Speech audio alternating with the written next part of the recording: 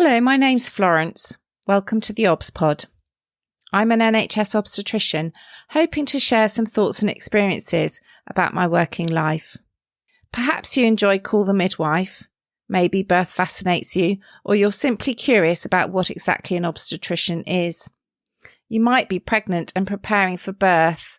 Perhaps you work in maternity and want to know what makes your obstetric colleagues tick, or you want some fresh ideas and inspiration. Whichever of these is the case, and for that matter, anyone else that's interested, the theobspod is for you.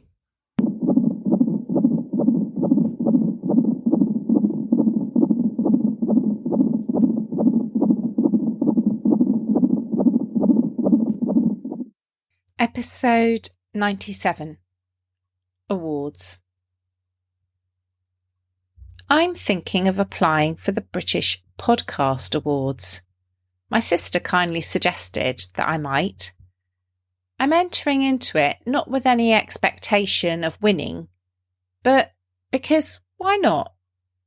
It might help raise awareness of my podcast. It might help spread the word. It might grow the conversation, and it might be fun. And also because every now and again it's really nice to take stock and think about what I've achieved and reflect and look back on my podcasting journey. Awards are funny things. We all like to be valued and rewarded for our work. It's a great feeling, external validation. It's important to many of us, and I'm no exception. Partly because if you lack self-esteem and confidence, it's really nice and rewarding to be supported by others, valued by others, and reassured that we're doing a good job. But I must admit I've got really mixed feelings about awards. Awards never used to be a thing in the NHS, but in the last decade, awards have become very much a thing, both at local, regional and national level. It seems like awards and award ceremonies have kind of exploded. At face value, this is a good thing. It can be motivating. You work hard, put yourself out there, go the extra mile, go above and beyond, and it gets noticed. Someone appreciates your efforts. And I think that's why we've had this outbreak of awards in the NHS. It's meant to motivate the workforce. In the NHS, we have very limited ability to reward our staff. We have very structured pay scales. We don't have performance-related pay very much. And there's big restrictions on any financial reward. So the answer's simple. We can try and reward people in other ways. Hence, award ceremonies. These ceremonies started at national and regional level, the big ones. HSJ, the Health Service Journal. The BMJ, British Medical Journal Awards. The RCM, the Royal College of Midwives. These are accolades that bring recognition to an organisation, perhaps more than the individual. When awards started appearing on the scene, I kind of naively thought that one just applied, told people what you'd done, and you might get a pat on the back. I remember there were some London Leadership Academy Awards, and I just shoved in an application for the South West London Maternity Network that I was currently chairing. I put it in the partnership working category. This was in the days before the invention of local maternity systems, and I was really proud of the collaborative work we were doing across South West London between the hospitals, commissioners and GPs. I was a bit stunned when we got shortlisted and then had to go and be interviewed. We did get a trip out and a very nice dinner and dressed up. Even though we didn't win, it felt special to be celebrating our collaborative work and feel that we'd achieved something. Over time, I grew wiser about awards, or more jaded, depending on your perspective. In the competitive world that the NHS started to become, with hospitals becoming foundation trusts, hospitals were competing with one another, competing for business. So an award could be beneficial. If our team is the best in the country, after all, more people will want to come and use our service. When I was on the executive team of my hospital, I remember there being a discussion about strategically which teams should we put forward to awards. Where did we have a realistic chance of getting shortlisted or winning? Where would we put our energy? What did we want to be known for? We couldn't nominate too many teams for too many things. We needed to apply expertise and strategy. We needed to employ our communications team to do the writing. So I started to understand that being good isn't actually what it's about. It's about how you pulled together a persuasive case. It's about building evidence. It's about professionals writing the bids. In 2014, we won a Patient Safety and Care Award in the HSJ and Nursing Times for dementia care. Yes, absolutely. Our dementia care was fantastic, and we've won another award recently for it. We've invested a lot of time and money and effort into this. And we are outstanding at dementia care because our population has a high proportion of elderly with dementia. So we decided it was a quality priority for us. But equally, we could have done all that work, provided fantastic dementia care, and won absolutely nothing.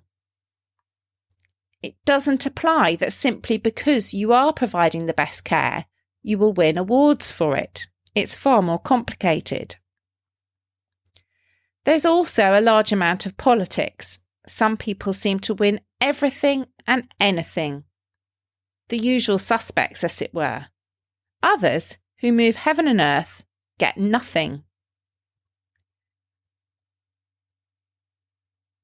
It becomes difficult to nominate people for awards without the backing of a hospital. I successfully nominated Jenny the midwife, who featured in episode 77, a chat with Jenny the midwife. She was a phenomenon. I knew she was doing amazing things, pioneering skin to skin in her hospital. I knew a limited amount from talking to her and how she inspired other people to promote skin to skin in the maternity operating theatre. I put her in for a Kate Granger Award, named after Kate Granger, the doctor that founded the Hello My Name Is campaign. This award was for compassionate care and for leadership in compassionate care. But when I approached her trust, which she's since retired from, to ask them to give me supporting information to support my nomination of Jenny for the award, they were completely unable to give me any information. She just didn't seem to be on their radar, or it wasn't important to them. Moving on from national awards, awards have gradually become more and more common. There's a ripple down from the top. Almost every NHS organisation now has its annual staff awards. And again, I figured, obviously, one has a better chance at local level, doesn't one? And to be clear, I was never nominating myself. I was nominating others, perhaps individuals that I work with, or a team that I felt had particularly done well that year.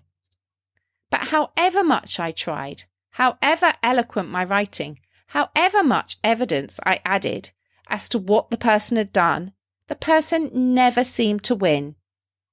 The teams and individuals always seemed to be selected from the areas of the hospital with the most spotlight on them.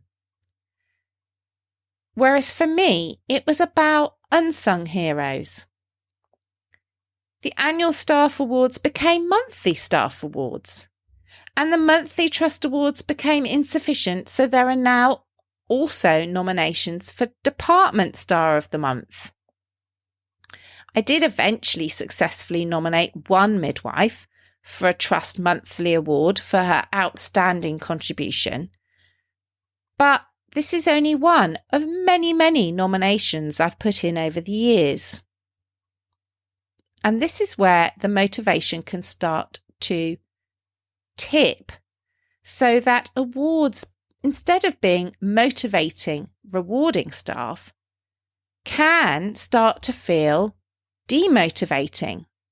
The more awards you have, the more the people that are unnoticed and unrewarded become disenchanted.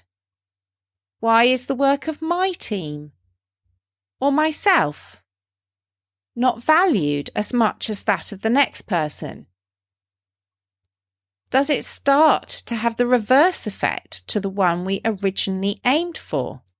People become disgruntled, fed up, that they're never picked out, they're never celebrated. And then the ever-increasing number of awards has spawned alternative awards. Fab NHS Awards being one such example. Then what about the big one? The Queen's Honours. Theoretically, the recognition of excellence. Those whom are trying to change things and do good for society.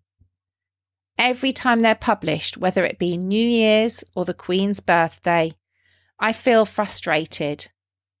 Politicians, celebrities, sports personalities just waltz into those awards. It's unusual for the little person, the person in their community, to get anywhere. Don't get me wrong, some amazing colleagues I know have been nominated and have won highly well-deserved Queen's Honours. And that has been amazing, and I appreciate not everyone can win. But again, I attempted to nominate my good friend Jill, known as Who Shoes. The process is complex if you're not an organisation nominating a person. It's not really geared up for individuals to nominate. One has to get at least 2 letters of support, and so I set about getting letters from all sorts of people, those in positions of power and those that weren't. I was trying to demonstrate a depth and breadth of work, showing her kindness, generosity, creativity, and being a force for change in healthcare. I sent in abundant evidence, topping it up month on month. They tell you you can't tell the person that you've nominated, and they also tell you there's up to a 2-year wait. So I waited. 18 months in, there was a chink of hope. I was told that my nomination was being considered, and I was asked for an update. So I sent in yet further information, additional, all the amazing things she'd been up to in the meantime, but to no avail. In the end, I felt sad that I had seen many people write amazing things about her. Every wonderful thing that had been said, not to be seen by her because it was a secret. So when, after 2 years, no award, I took things into my own hands. I took every letter of support. I took every comment. I took all the wonderful things that had been said and the huge long list of people who felt she deserved it, who had put themselves out to try and support my nomination. I put it in a book. I made her a book, and I awarded her a CBE Lemon Class 2020 for challenging the status quo. And I gave it to her with my own version of an appropriate medal. So today's zesty bit. Remember what counts.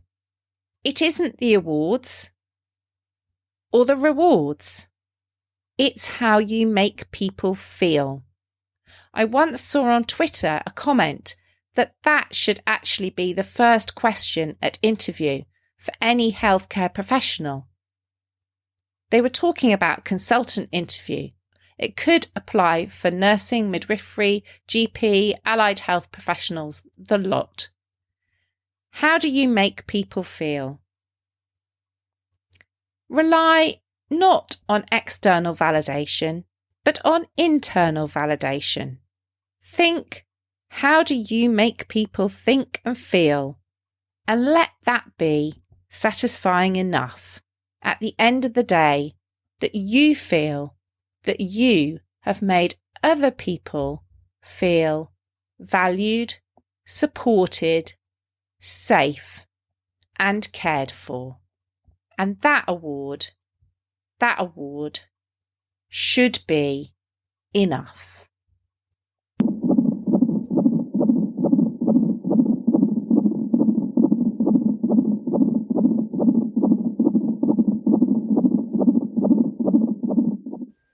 I do hope you've enjoyed listening to this episode of the theobspod. Feel free to contact me on Twitter at FW or at theobspod to ask me questions, give me topics for future episodes, or let me know what you think.